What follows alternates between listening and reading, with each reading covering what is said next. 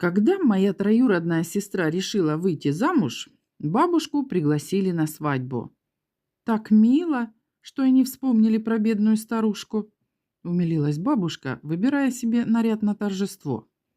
Посмотри, пожалуйста, эта шляпка подходит к этому платью? Или мне взять розовую? Бабуля, ты вообще знаешь невесту? Конечно. Много лет назад мне передали новость о том, что она родилась. И намекнули, что нужно это как-то отметить подарком. В ответ я послала очень красивую открыточку. После этого я ничего не слышала о младенце, вплоть до нынешнего приглашения. «Зачем же тебя тогда пригласили?» – недоумевала я. Невесту я знала немногим больше, чем бабушка. Столичная родня не отличалась чрезмерной общительностью с провинциальными родственницами. «Ты что, не знаешь, что на каждой порядочной свадьбе до полного антуража в уголке должна сидеть древняя старушка в платочке?» Тебе не хватает платочка на голове», — хмыкнула я, обозревая модную прическу моей древней старушки. У каждой старушки к общему набору достоинств имеется склероз. Сошлем отсутствие платочка на него. «У тебя и склероз», — хмыкнула я. «Весьма удобная вещь», — воскликнула бабушка. «Очень рекомендую обзавестись к старости.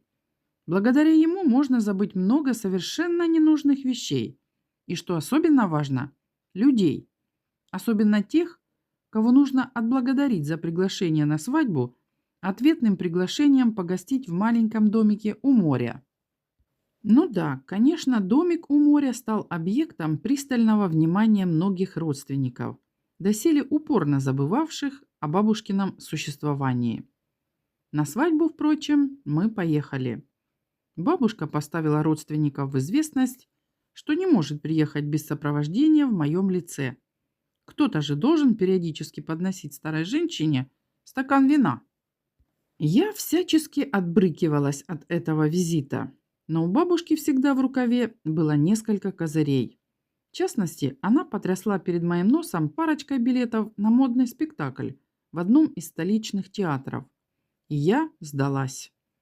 Жить мы решили в гостинице, но не ехать же на постой к родственникам, которые заняты свадебными приготовлениями.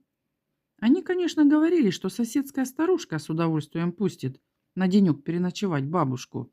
А что, старушкам всегда есть о чем весело поболтать за чашкой чая. «Передай, что я так сильно храплю, что не дам уснуть не только доброй соседке, но и молодым испорчу всю их брачную ночь».